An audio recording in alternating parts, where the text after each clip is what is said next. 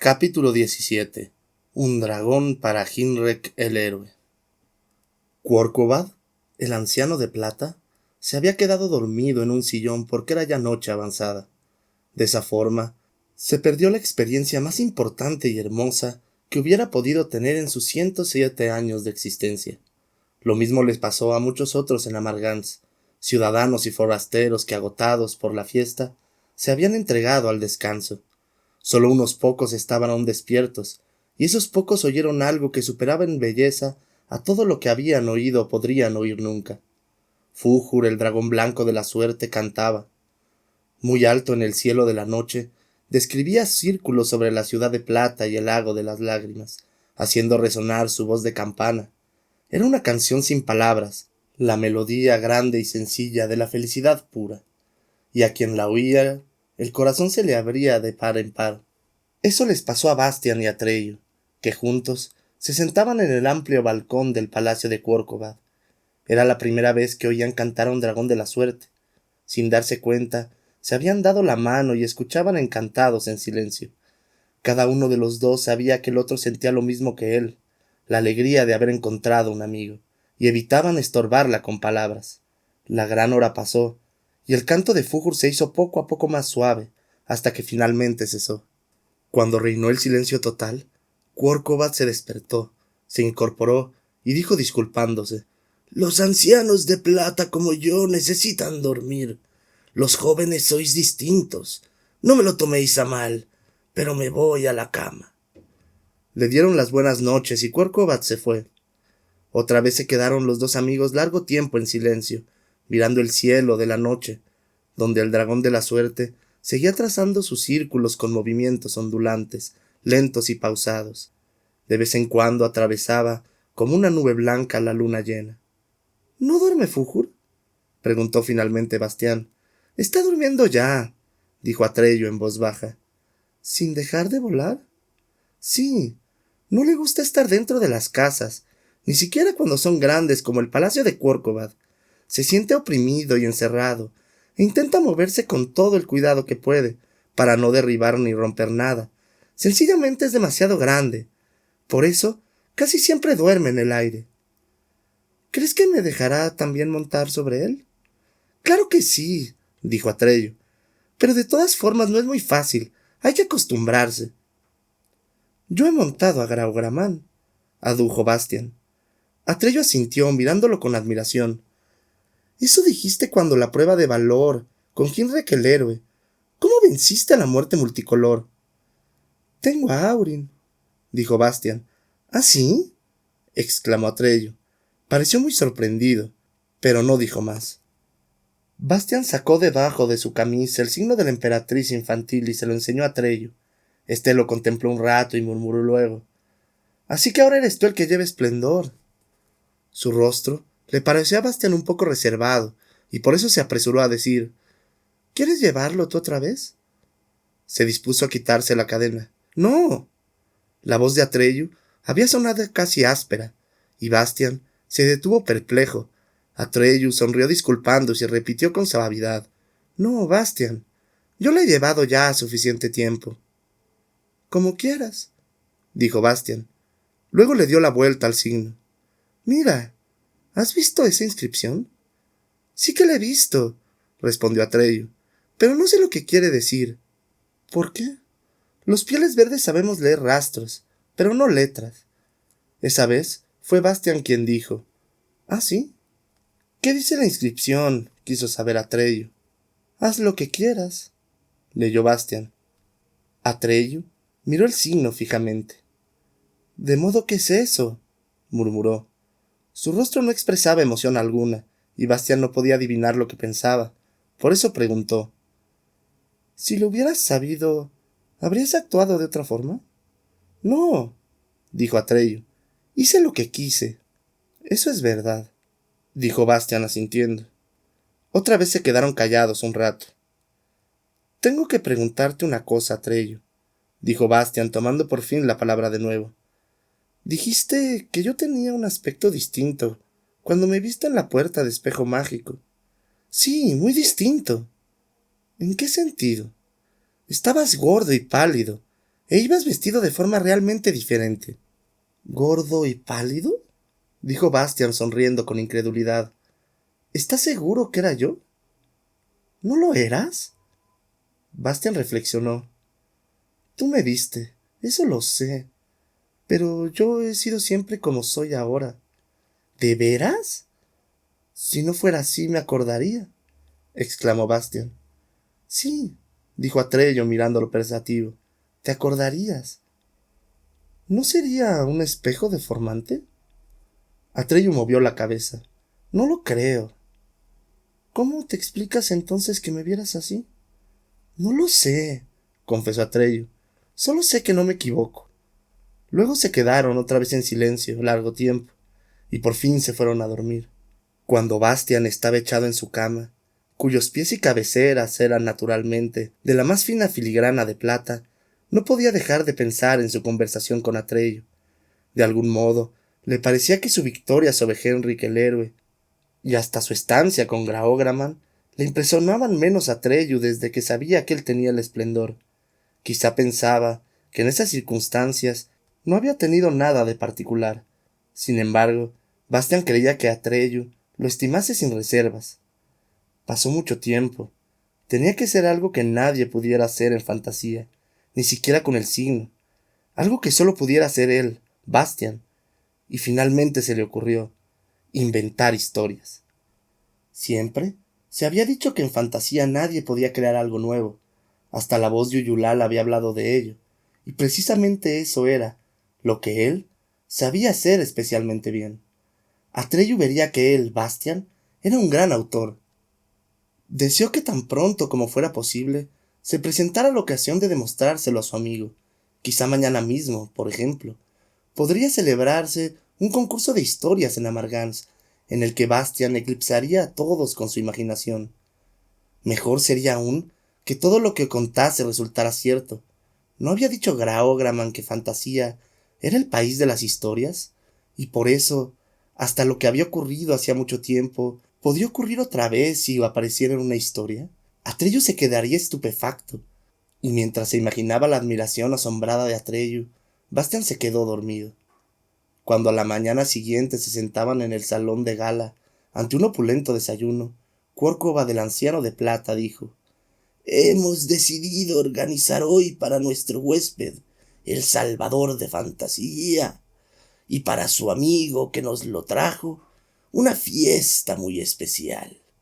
Quizá no sepas, Bastian Baltasar Vox, que los amargancios, por una viejísima tradición, somos los cantores y cuentistas de fantasía. Nuestros niños son iniciados muy pronto en ese arte.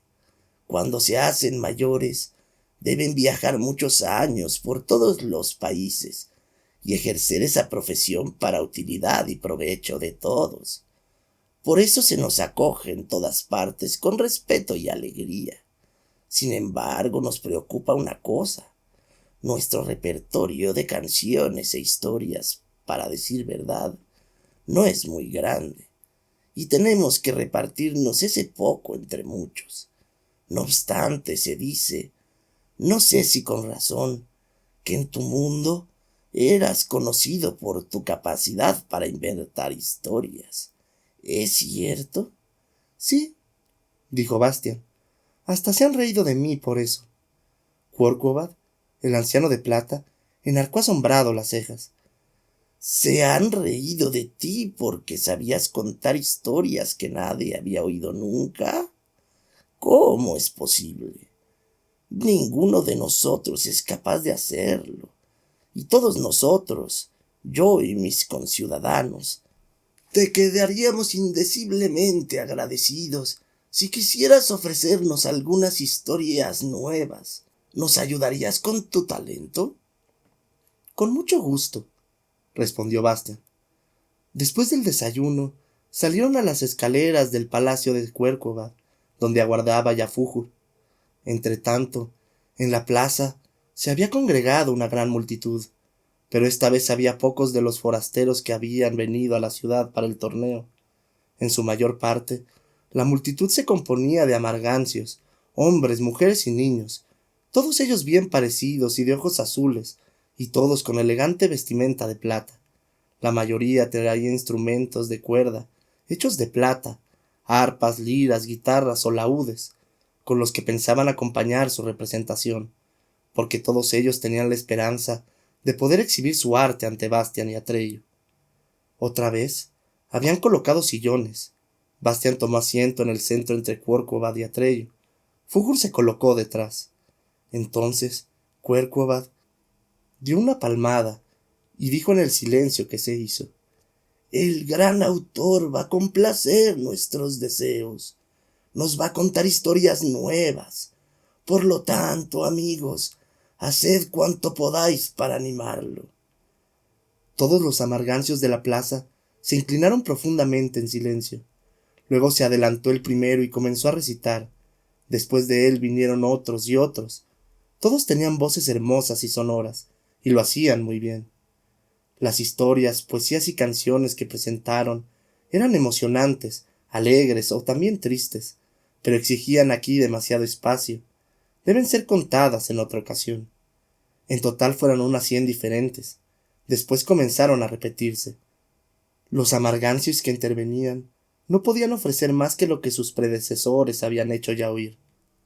Sin embargo, Bastian estaba cada vez más excitado, porque aguardaba el momento en que le tocaría a él. Su deseo de la noche anterior se había cumplido al pie de la letra. Apenas podía soportar su propia impaciencia, porque también todos sus demás deseos se cumplirían. Miró a Atreyu de soslayo, pero éste se sentaba con expresión impasible y escuchaba. No podía apreciarse en él ninguna emoción. Finalmente, Corcovado, el anciano de plata, pidió a sus conciudadanos que se interrumpieran. Se volvió suspirando hacia Bastian y habló: «Como ya te dije, Bastian Baltasar Vox, nuestro repertorio, por desgracia, es muy pequeño. No es culpa nuestra que no tenga más historias.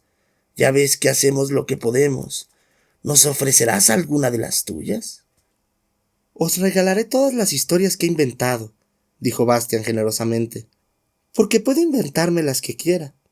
Muchas de ellas se las conté a una niña llamada Krista, pero la mayoría solo me las he contado a mí mismo, por lo tanto nadie las conoce aún. Sin embargo, harían falta semanas y meses para contarlas todas, y no puedo quedarme tanto tiempo con vosotros. Por eso os voy a contar una historia en la que están contenidas todas las historias. Se llama La historia de la biblioteca de Amargans, y es muy corta». Reflexionó un poco y comenzó al azar. En tiempos muy remotos vivía en Amargans una anciana de plata llamada Juana, que reinaba en la ciudad. En aquellos tiempos antiquísimos no existía Marjú, el lago de las lágrimas, ni estaba hecha Amargans de la plata especial que resiste a sus aguas. Todavía era una ciudad completamente corriente, con casas de piedra y madera, y estaba en un valle entre colinas de bosques. Juana tenía un hijo llamado Quinn, que era un gran cazador. Un día, Quinn vio en los bosques un unicornio que tenía una piedra luminosa en la punta de su cuerno. Mató al animal y se llevó la piedra a casa. Sin embargo, con ello atrajo una gran desgracia sobre la ciudad de Amargans. Sus habitantes tuvieron cada vez menos hijos. Si no encontraban la salvación, estaban condenados a extinguirse. Pero no era posible volver a la vida al unicornio, y nadie sabía qué hacer. Juana, la anciana de plata, envió mensajeros al oráculo del sur, que entonces existía todavía, a fin de que Uyulala les dijera qué se debía hacer. No obstante, el oráculo del sur estaba muy lejos. El mensajero había sido un joven al salir, y cuando volvió era muy anciano. Juana, la anciana de plata, había muerto hacía mucho tiempo, y entre tanto le había sucedido su hijo Quinn. También él, naturalmente, era viejísimo, lo mismo que todos los demás amargancios. Solo había una pareja de niños, un chico y una chica. Él se llamaba Aquil, y ella Macua. El mensajero hizo saber lo que le había manifestado la voz de Uyulala. Amargans solo podría subsistir si se convertía en la ciudad más hermosa de toda fantasía. Únicamente de esa forma quedaría reparado el crimen de Quinn. No obstante, los amargancios solo podían lograrlo con ayuda de los Ayayay, que son los seres más feos de fantasía. Se les llamaban también los que siempre lloran, porque por el pesar que les causaba su propia fealdad, derramaban lágrimas continuamente. Sin embargo, precisamente en esos torrentes de lágrimas lavan esa plata especial de las profundidades de la tierra, y hacen con ella las más maravillosas de las filigranas. Entonces todos los amargancios fueron a buscar a los Ayayay, pero no podían encontrar a ninguno, porque viven en las profundidades de la tierra. Finalmente, solo quedaron Aquil y Mucua. Todos los demás habían muerto, y entre tanto, los dos habían crecido, y los dos juntos lograron encontrar a los Ayayay y convencerlos para que hicieran de Amargans la ciudad más hermosa de toda fantasía. Así construyeron los Ayayay la primera embarcación de plata, y sobre ella un pequeño palacio de filigrana, y pusieron la embarcación en la plaza del mercado de la despoblada ciudad. Luego orientaron bajo tierra sus torrentes de lágrimas, de forma que, como fuentes, afloraron en el valle que había entre las colinas pobladas de bosque. El valle se llenó de sus aguas amargas y se convirtió en Marjú, el lago de las lágrimas. En él flotaba el primero palacio de plata, y ahí vivieron Aquil y Mucua. Los Ayayay habían puesto una condición a la joven pareja, que ésta y todos sus descendientes se dedicasen a cantar canciones y contar cuentos, y mientras lo hacían, los Ayayay los ayudarían, porque de esa forma participarían también, y su fealdad contribuiría a hacer algo bello. Por eso Aquil y Macua fundaron una biblioteca, la famosa Biblioteca de Amargans, en la que reunieron todas mis historias. Comenzaron por esta que acabáis de oír, pero poco a poco fueron añadiendo todas las que he contado alguna vez, y finalmente fueron tantas que ni ellos dos, ni sus numerosos descendientes que hoy pueblan la ciudad, podrían agotarlas nunca. El que Amargans, la más hermosa ciudad de fantasía, sigue existiendo hoy, se debe a que los Ayayay y los Amargancios han cumplido su mutua promesa, aunque ninguno de los dos sabe ya nada de los otros. Solo el nombre de Marjú, el lago de las lágrimas, recuerda todavía lo que ocurrió en tiempos remotos. Cuando Bastián hubo terminado, Cuercova del anciano de plata se levantó de su sillón. En su rostro se dibujaba una sonrisa transfigurada. «Bastián Baltasar Vox», dijo, «nos has dado algo más que una historia, y algo más que todas las historias. Ahora sabemos cuál es el origen de Marjú y de nuestros barcos y palacios de plata que flotan en el lago. Ahora sabemos por qué, desde los tiempos antiguos, somos un pueblo de cantores de canciones y narradores de historias. Y sobre todo sabemos lo que contiene el edificio grande y redondo que hay en nuestra ciudad, y en el que ninguno de nosotros ha entrado, porque desde tiempos inmemoriales permanece cerrado. Contiene nuestro mayor tesoro y hasta ahora no lo sabíamos, la biblioteca de Amargans». El propio Bastián estaba impresionado por el hecho de que lo que acababa de contar se hubiera hecho realidad, o le hubiera sido siempre. Graograman probablemente habría dicho las dos cosas.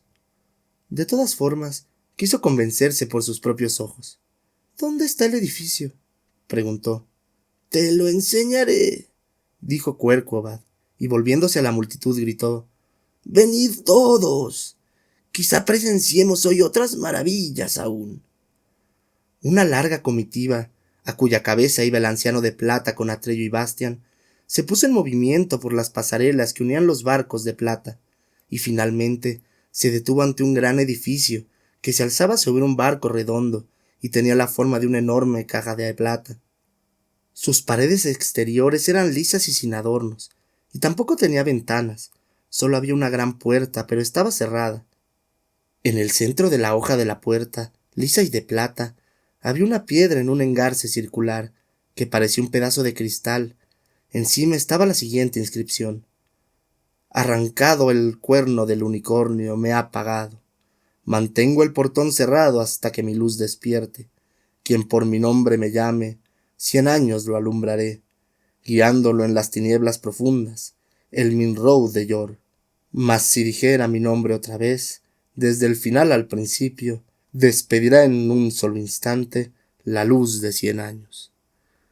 Ninguno de nosotros, dijo Querqobad, ha podido interpretar esa inscripción. Ninguno de nosotros sabe lo que significan las palabras el Minrou de Yor. Ninguno ha descubierto hasta ahora el nombre de la piedra, aunque todos lo hemos intentado una y otra vez. Pero todos nosotros podemos utilizar únicamente nombres que ya existen en fantasía.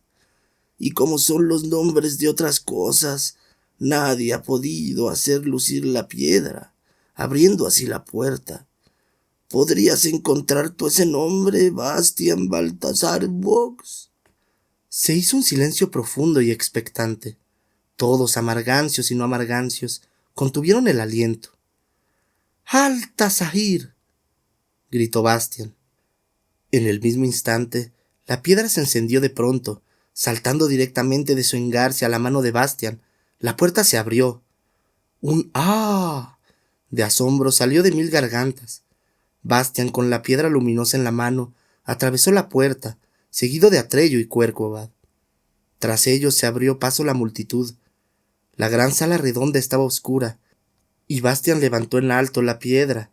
Su luz era desde luego más clara que la de una vela, pero no bastaba para iluminar la estancia.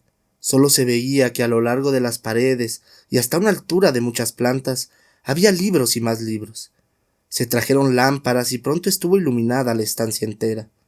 Entonces se vio que las estanterías de alrededor estaban divididas en diversos departamentos con rótulos indicadores, historias divertidas, por ejemplo, o historias emocionantes, o historias serias, o historias cortas, y así sucesivamente. En el centro de la redonda sala había en el suelo una gran inscripción que no podía pasar inadvertida. Biblioteca de las obras completas de Bastian Baltasar Vox. Atreyu lo miraba todo con los ojos muy abiertos. Estaba tan dominado por el asombro y la admiración que podían leerse sus emociones de una forma más que clara, y Bastian se alegró de ello. —¿Todo eso? —preguntó Atreyu señalando con el dedo a su alrededor. —¿Todo eso son historias que tú has inventado? —Sí —dijo Bastian metiéndose a Altasahir en el bolsillo. Atreyu lo miró desconcertado. —Eso —reconoció—, no lo puedo entender. Los amargancios, como es natural, se habían lanzado hacía tiempo ansiosamente sobre los libros. Los hojeaban, se los leían unos a otros, y muchos se sentaban simplemente en el suelo y empezaban a aprenderse ya algunos pasajes de memoria. La noticia del gran acontecimiento, desde luego, se había extendido por toda la ciudad de Plata, como un reguero de pólvora, tanto entre los nativos como entre los forasteros. Bastian y Atreyu salían precisamente de la biblioteca al aire libre, cuando vinieron en su encuentro los caballeros Hicrion, Hisbald y Hidorn. —¿Mi señor Bastian? —dijo el pelirrojo Hisbald, que evidentemente no era solo el más ágil con la espada, sino también con la lengua. Hemos sabido de las incomparables facultades que habéis mostrado en ese día. Por eso queremos rogaros que nos toméis a vuestro servicio y nos dejéis acompañarlo en vuestros futuros viajes. Cada uno de nosotros aspira a tener su propia historia, y aunque indudablemente no necesitáis nuestra protección, podría seros útil tener a vuestro servicio 3 caballeros diestros y capaces. ¿Lo permitís? —De buena gana —respondió Bastian—. Cualquiera se sentiría orgulloso de semejante compañía. Entonces los 3 caballeros quisieron, sin falta y ahí mismo, prestar juramento de fidelidad sobre la espada de Bastian, pero él los rechazó. —Sicanda —les explicó—, es una espada mágica. Nadie que no haya comido y bebido del fuego de la muerte multicolor y se haya bañado en él puede tocarla sin peligro para su vida o su integridad física. De modo que los caballeros tuvieron que contentarse con un amistoso apretón de manos. —¿Y qué pasa con Hinrek el héroe? —preguntó Bastian. —Está totalmente hundido —dijo Hicrion. —Es causa de su dama —añadió Hidorn. —Tendráis que ocuparos de él concluyó Hisbald. De forma que, los 5, se pusieron en camino hacia la posada, en que al principio se habían alojado y en donde Bastian había dejado a la vieja Yicha en el establo. Cuando entraron en la sala de la posada, solo se sentaba en ella un hombre. Estaba echado sobre la mesa y enterraba las manos en sus cabellos rubios. Era Hinrek el héroe. Evidentemente, había llevado con él en su equipaje una armadura de repuesto, porque ahora vestía un atavío algo más sencillo que el día anterior había quedado despedazado en el combate con Bastian. Cuando Bastian lo saludó, Hinrek se incorporó y miró finalmente a los 2 jóvenes. Tenía los ojos enrojecidos. Bastian le preguntó si podía sentarse con él. Hinrek se encogió de hombros, asintió y se hundió otra vez en su banco. Ante él, sobre la mesa, había una hoja de papel que parecía haber sido arrugada y alisada varias veces. «Quería informarme de vuestro estado», comenzó a decir Bastian. «Siento haberos causado molestias». Hinrek el héroe movió la cabeza. «Estoy acabado», profirió con voz ronca. «Tomad, leed vos mismo». Empujó hacia Bastian la hoja. «Solo quiero el mejor», ponía ella, «y vos no lo sois. Así pues, adiós». «¿De la princesa Oglamar?», preguntó Bastian. Hinrek el héroe asintió. «Inmediatamente después de nuestro combate, se hizo llevar a la orilla con su paraflén. ¿Quién sabe dónde estará ahora? Nunca la volveré a ver. ¿Qué voy a hacer en el mundo? ¿No podéis buscarla? ¿Para qué? Para hacerla cambiar de opinión, tal vez». Hinrek el héroe soltó una sonrisa amarga. «No conocéis a la princesa Oglamar. Me he entrenado durante más de 10 años para aprender cuanto sé. He renunciado a todo lo que hubiera podido perjudicar mi forma física. Con disciplina de hierro, he aprendido esgrima con los mejores maestros y toda clase de lucha con los luchadores más fuertes, hasta vencerlos a todos. Puedo correr más aprisa que un caballo, saltar más alto que un ciervo. Soy el mejor en todo, o mejor dicho, lo era hasta ayer. Al principio, ella no se dignaba dirigirme la palabra, pero luego, poco a poco, se despertó su interés por mis habilidades. Podía esperar ya ser elegido, pero ahora todo es inútil. ¿Cómo podré vivir sin esperanza? Quizá, dijo Bastian, no deberías dar tanta importancia a la princesa Oglamar. Sin duda hay otras que os gustarían tanto como ella. No, respondió Hinrek el héroe. Me gusta la princesa Oglamar, precisamente porque solo se contenta con el mejor. Entonces, dijo Bastián perplejo, la cosa desde luego es difícil. ¿Qué podemos hacer? ¿Y si probáis impresionarla de otra forma? ¿Como cantor, por ejemplo? ¿O como poeta? Soy un héroe, contestó Hinrek un tanto irritado, y no conozco ni quiero tener otra profesión. Yo soy como soy. Ya veo, dijo Bastian. Todos callaron. Los 3 caballeros miraban a Hinrek el héroe compasivamente. Podían comprender lo que le pasaba. Al fin, Hisbald carraspeó y dijo en voz baja dirigiéndose a Bastian. «Para vos, señor Bastian, no sería muy difícil ayudarlo».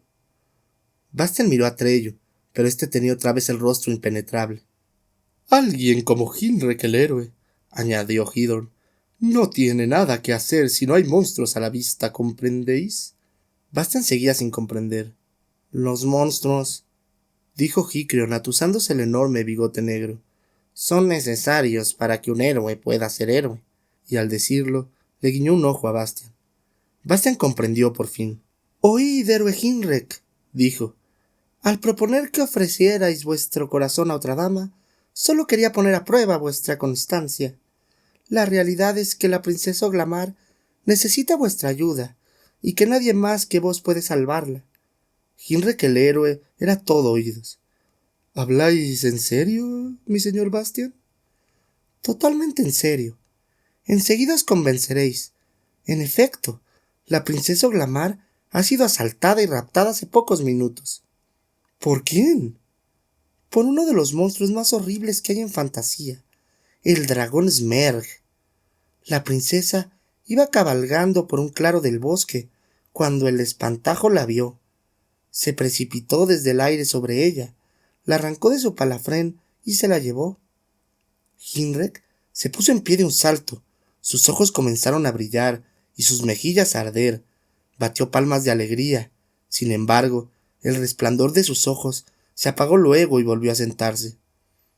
Desgraciadamente no puede ser, dijo afligido. Ya no hay dragones en ninguna parte. Olvidáis, héroe Hinrek, explicó Bastian, que vengo de muy lejos, de mucho más lejos de donde vos habéis estado nunca. Eso es cierto, corroboró Atreyu, interviniendo por primera vez. ¿Y realmente has sido raptada por ese monstruo? Exclamó Hinrek el héroe. Luego apretó ambas manos contra su corazón y suspiró. Oh, mi adorado Glamar, cuánto debéis sufrir. Pero no temáis, vuestro caballero se acerca, está ya en camino. Decidme, ¿qué debo hacer? ¿A dónde debo dirigirme? ¿De qué se trata?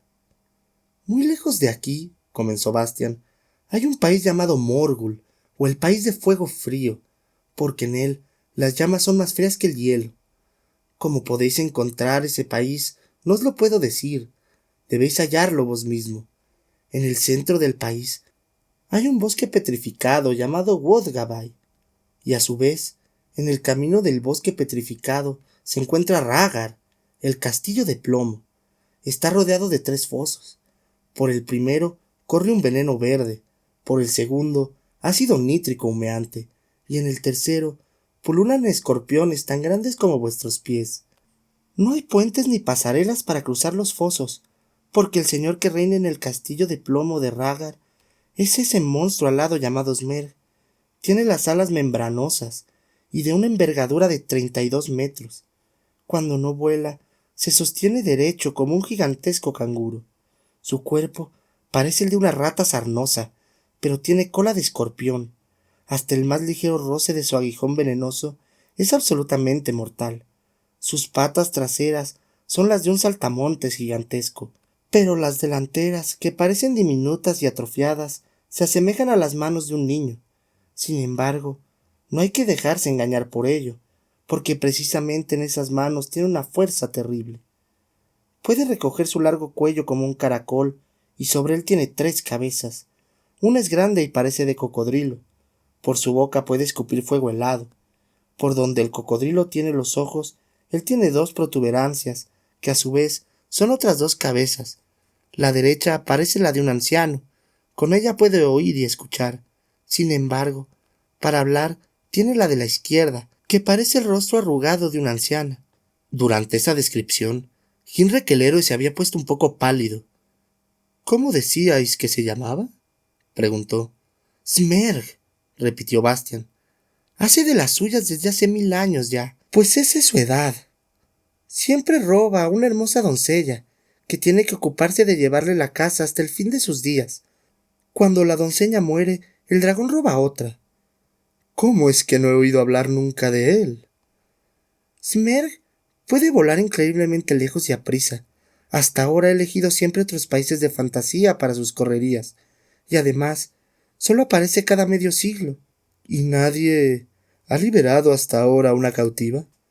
No, para eso haría falta un héroe excepcional. Al oír esas palabras, las mejillas de Hinrek el héroe enrojecieron de nuevo.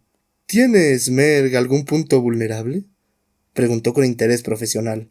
Ah, respondió Bastian. Se me había olvidado, casi lo más importante. En el sótano más profundo del castillo de Ragar hay un hacha de plomo. Podéis imaginaros muy bien que Smerg vigila esa hacha como a las niñas de sus ojos, si os digo que es la única arma con la que se le puede matar. Hay que cortarle con ella las 2 cabezas pequeñas. ¿Cómo sabéis todo eso? Preguntó Hinrek el héroe. Bastian no tuvo necesidad de responder, porque en aquel momento sonaron gritos de espanto en la calle. ¡Un dragón! ¡Un monstruo! ¡Ahí en el cielo! ¡Qué horror! ¡Se aproxima a la ciudad! ¡Sálvese quien pueda! ¡No, no! ¡Ya tiene una víctima! Hinrek el héroe se precipitó a la calle y los demás lo siguieron. Los últimos fueron Atreyu y Bastian. En el cielo aleteaba algo que parecía un gigantesco murciélago. Cuando se acercó, fue como si por un momento una sombra fría hubiera cubierto la ciudad de plata. Era Smerg, y tenía exactamente el aspecto que Bastián acababa de inventarse. Con sus dos manitas atrofiadas pero terribles, sostenía una damisela que con todas sus fuerzas gritaba y pataleaba. —¡Hinrek! Se oyó en la lejanía. —¡Socorro, Hinrek! ¡Sálvame, mi héroe! Y un momento después había desaparecido. Hinrek había sacado ya su corcel negro del establo y estaba sobre una de las balsas de plata que llevaban a tierra firme. —¡Más aprisa! —se le oyó gritar al barquero. —Os daré lo que queráis, pero apresuraos. Bastian lo siguió con la mirada y murmuró: —Espero no habérselo puesto demasiado difícil. Atreyu lo miró de soslayo. Luego dijo en voz baja: —Quizá fuera mejor que nos marchásemos también. —¿A dónde? —Por mí llegaste a Fantasía —dijo Atreyu—. Creo que debería ayudarte también a encontrar el camino de vuelta. Sin duda, alguna vez querrás volver a tu mundo, ¿no? —Oh —dijo Bastian—, en eso no he pensado todavía. Pero tienes razón, Atreyu. Naturalmente, tienes toda la razón. —Has salvado Fantasía —siguió diciendo Atreyu—, y me parece que a cambio has recibido mucho. Podría imaginarme que quisieras regresar ahora para devolverle la salud a tu mundo. ¿O es que hay algo que te retenga? Y Bastian, que había olvidado que no siempre había sido fuerte, bien parecido, valiente y poderoso, respondió: No, no se me ocurre nada.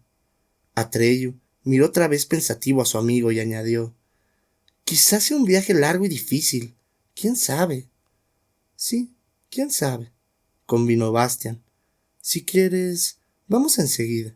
Entonces se produjo una disputa breve y amistosa entre los tres caballeros, que no podían ponerse de acuerdo sobre cuál de los tres debía dejar su caballo a Bastian. Pero Bastian puso fin a la discusión, rogándoles que le regalasen a Yicha la mula. Desde luego, ellos opinaron que una sémila así estaba por debajo de la dignidad de su señor Bastian, pero como él insistió, finalmente cedieron. Mientras los tres caballeros lo preparaban todo para la partida, Bastian y Atreyu volvieron al palacio de Cuercobad para dar las gracias al anciano de plata por su hospitalidad y despedirse de él. Fújur, el dragón de la suerte, aguardaba a Atreyu ante el palacio. Se puso muy contento cuando supo que iban a marcharse. Las ciudades no le caían bien, aunque fueran tan hermosas como Margans. Cuercobad, el anciano de plata, estaba sumido en la lectura de un libro que había sacado de la biblioteca de Bastian Baltasar Box. —Me hubiera gustado teneros más tiempo como huéspedes —dijo un tanto distraído—. No todos los días puede uno albergar a un autor tan importante. Pero ahora tenemos tus obras para consolarnos. Se despidieron y salieron afuera. Cuando Atreyu se sentó en las espaldas del dragón, le preguntó a Bastian: ¿No querías cabalgar también sobre Fújur? Pronto, respondió Bastian. Ahora me espera Yicha, y se lo he prometido. Entonces os aguardaremos en tierra, gritó Atreyu. El dragón de la suerte se elevó por los aires, y en un momento se perdió de vista. Cuando Bastian volvió al albergue, los tres caballeros lo esperaban ya con los caballos y la mula en una de las balsas, dispuestos para el viaje. Le habían quitado a Yicha ya las albardas, sustituyéndolas por una silla de montar ricamente adornada. La razón, sin embargo, no la supo ella hasta que Bastian se acercó y le susurró al oído: Ahora me perteneces, Yicha. Y mientras la barcaza se soltaba, alejándose de la ciudad de plata, todavía resonó largo tiempo sobre las amargas aguas de Marjú, el lago de las lágrimas, el grito de alegría de la vieja mula. Por lo demás, en lo que se refiere a Hinrek el héroe, consiguió realmente llegar a Morgul, el país de fuego frío. Penetró también en el bosque petrificado de Wodgabay, y superó los 3 fosos que rodeaban el castillo de Ragar. Encontró el hacha de plomo y venció a Smerg el dragón. Luego devolvió Glamar a su padre, aunque ella estaba ya dispuesta a casarse con él. Pero entonces fue él quien no quiso. Sin embargo, esa es otra historia, y debe ser contada en otra ocasión.